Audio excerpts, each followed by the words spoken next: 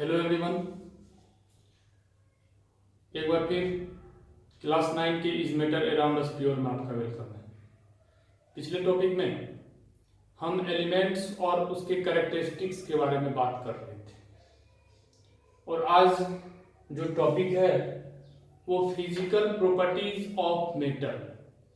ठीक है, मेटल का क्या फिजिकल प्रॉपर्टीज है इसके बारे में हम लोग बात करेंगे। तो देखिए, ये टॉपिक तो बहुत हद तक आप लोग जान भी रहे होंगे, लेकिन सिलेबस में है, हमें पढ़ना ही है। तो फिजिकल प्रॉपर्टीज ऑफ मेटल के बारे में हम लोग बात कर रहे हैं। तो देखिए, सबसे पहला पॉइंट जो है वो है फिजिकल स्टेट। तो देखिए, फिजिकल स्टेट में क्या है कि most of the metals are solid at room temperature. अधिकांश मेटल जो होते हैं वो रूम टेम्परेचर पे क्या होते हैं, सॉलिड स्टेट में होते हैं। ठीक है, सिर्फ एक्सेप्ट मरकरी। मरकरी जो है वो रूम टेम्परेचर पे लिक्विड स्टेट में होता है।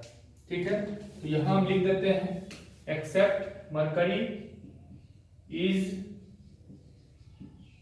Liquid state at room temperature. Okay,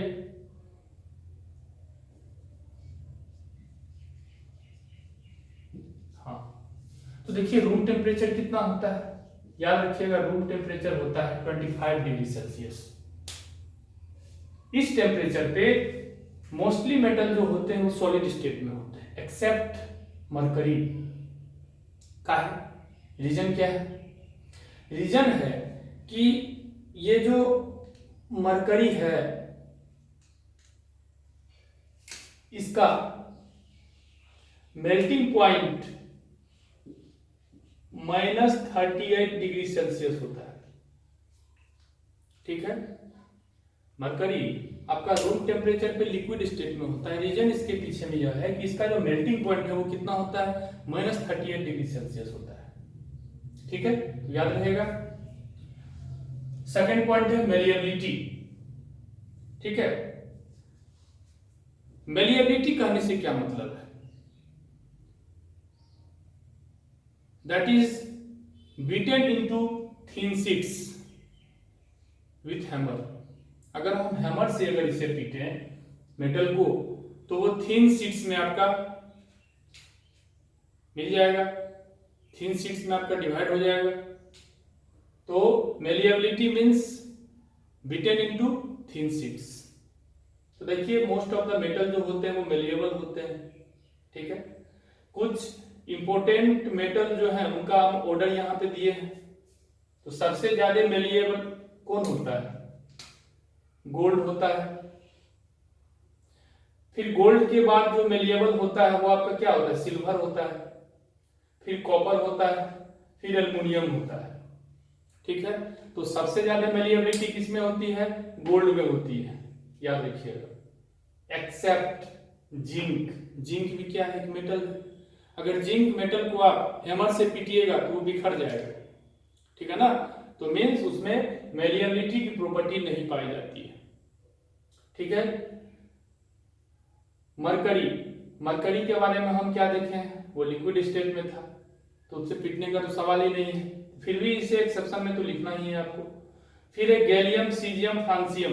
देखिए ये तीनों के बारे में हम एक साथ बात कर रहे हैं। गैलियम, सीजियम और फ्रांसियम, ये तीनों भी जो होते हैं, अगर इस तीनों मेटल को बारी बारी से अगर हम अपनी हथेली पर लें तो ये मेल्ट करना स्टार्ट हो जाएगा। ठीक है, हम सभी को पता है कि हमारी बॉडी का टेम्परेचर कितना है, 37 डिग्री सेल्सियस। ठीक है, तो ये तीनों जो मेटल हैं इनका जो मेल्टिंग पॉइंट है वो लगभग रूम टेम्परेचर के बराबर होता है। ठीक है, इनका जो मेल्टिंग पॉइंट होता है वो लगभग रूम टेम्परेचर के बराबर होता है। इसीलिए जैसे ही हम इसे अपनी हथेली पर रखते हैं ये मेल्ट होने लगता है, इसीलिए इसको लिक्विड स्टेट में माना गया है।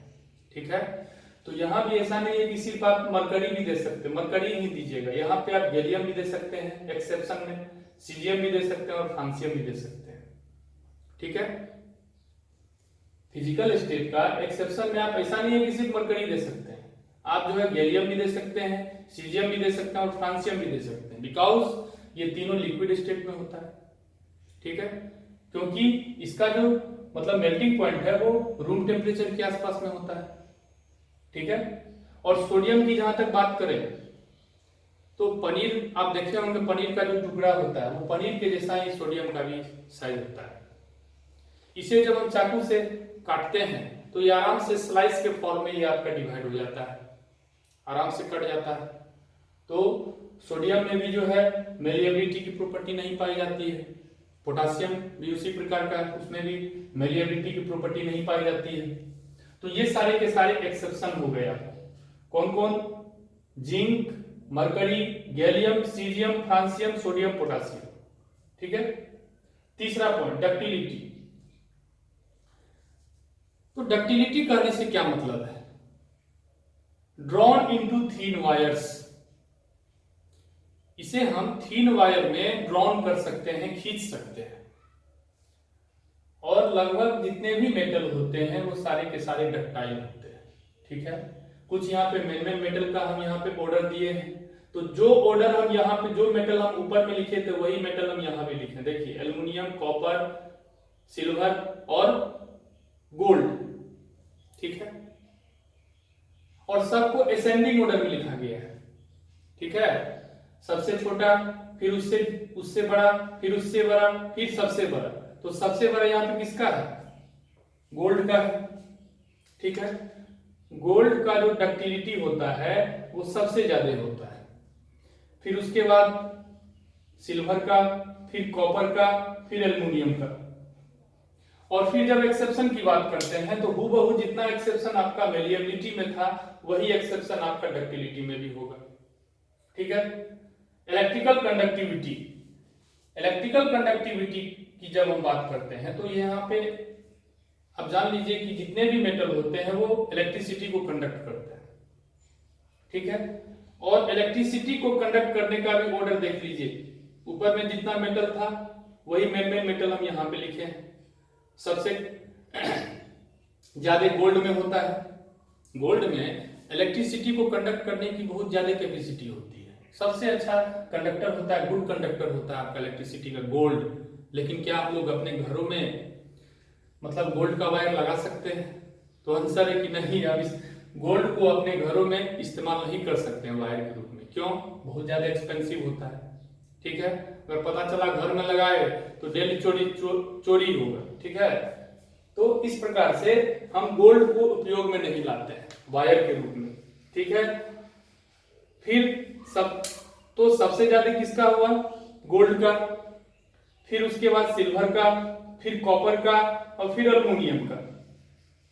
ठीक है, तो ये सारे के सारे इलेक्ट्रिसिटी को कंडक्ट करते हैं एक्सेप्ट लेड और मरकरी, पीबी और एचजी, ये दोनों पुअर कंडक्टर होते हैं इलेक्ट्रिसिटी के। Okay, now next point thermal conductivity. जब थर्मल कंडक्टिविटी की बात करते हैं तो मेटल्स जो होते हैं वो हीट को अच्छे से कंडक्ट करते हैं। और फिर से एक बार वही मेटल का हम ऑर्डर दिए हुए हैं, तो सबसे ज्यादा थर्मल कंडक्टिविटी किसका होता है, गोल्ड का होता है, फिर सिल्वर का, फिर कॉपर का, फिर एल्युमिनियम का। और फिर एक्सेप्शन की जब बात करें तो एक्सेप्शन में वही आपका लेड और मरकरी। ठीक है, नेक्स्ट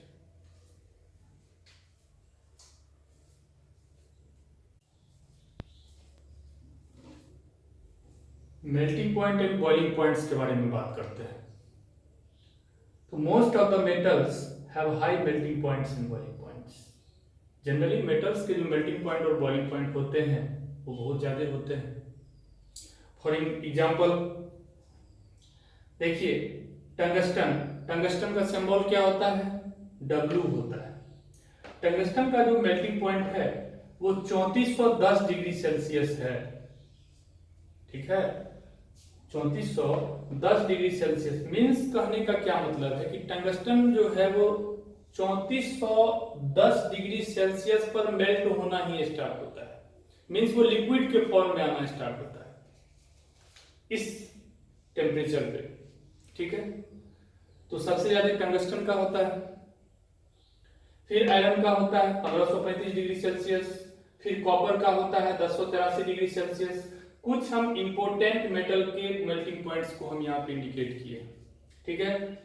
लेकिन एक्सेप्शन भी है, जैसे गैलियम है। गैलियम का जो मेल्टिंग पॉइंट होता है वो 29.8 डिग्री सेल्सियस, राउंड में कर दीजिए इसको तो लगभग 30 डिग्री सेल्सियस के आसपास में होता है, ठीक है। सोडियम का 98 डिग्री सेल्सियस, पोटासियम का 64 डिग्री सेल्सियस। तो अगर ये दोनों को हम कंपैरिजन करें, पोटासियम और सोडियम का, तो ये आपका less than 100 degree Celsius, boiling point जो आपका 100 डिग्री सेल्सियस है, उससे इसका जो मेल्टिंग पॉइंट है वो कम है, 98 डिग्री सेल्सियस और 64 डिग्री सेल्सियस। तो इसको याद रखना है। फिर हम हार्डनेस की बात करते हैं, तो most of the metals are generally hard.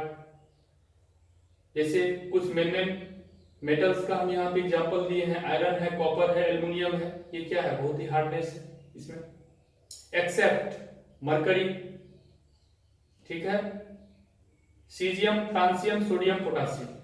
मानते हैं कि ये सारा आपका लिक्विड स्टेट में है, लेकिन फिर भी तो आप मेटल है, तो मेटल है तो जाहिर सी बात है एक्सेप्शन में आएगा। तो mercury, caesium, francium, sodium, potassium, ये सारे के सारे एक्सेप्शन हो गए। टेंसाइल स्ट्रेंथ की अगर बात करें तो metals have high tensile strength, ठीक है। जैसे हम आयरन की बात करते हैं, आयरन का बहुत ज्यादा टेंसाइल स्ट्रेंथ होता है, इसीलिए हम उसको कंस्ट्रक्शन वर्क में इस्तेमाल करते हैं। बड़ा बड़ा ब्रिज जो बनता है, रेलवे लाइन सब जितने भी बनते हैं, उनमें क्या चीज का प्रयोग होता है, आयरन का प्रयोग होता है, ठीक है। एक्सेप्ट सोडियम, पोटासियम हार्ड नहीं होते हैं, इनमें टेंसाइल स्ट्रेंथ नहीं होता है। लस्ट्रस की जब हम बात करते हैं तो most of the metals are lustre, लगभग जितने भी मेटल्स हैं, लगभग 100% भी बोल दे तो उसमें कोई दिक्कत नहीं, 100% मेटल जो हैं वो लस्ट्रस होते हैं, मींस शाइनी होते हैं। फिर सोनोरस की बात करें तो मेटल्स आर सोनोरस, मेटल्स को पीटने पे उससे आवाज निकलता है, एक्सेप्ट में सोडियम, पोटासियम, ठीक है। Density, metals have high density, इसके जो डेंसिटी होते हैं वो मैक्सिमम होते हैं, हाई होते हैं। ब्रिटलनेस की बात करें तो most of the metals are non brittle, ठीक है, लेकिन एक्सेप्ट जिंक, हम बात किए थे, जिंक को अगर हम हैमर से पीटे तो ये बिखर जाता है, ठीक है। तो एक्सेप्ट में हम जिंक डाल दिए यहाँ पे, ठीक है। तो इस तरह से आपका physical properties of metal complete हुआ। नेक्स्ट टॉपिक में हम physical properties of non metal के बारे में बात करेंगे। और अंत में अगर आप चैनल को सब्सक्राइब नहीं किए तो प्लीज चैनल को सब्सक्राइब कीजिए और बेल आइकन को प्रेस कीजिए। Thank you.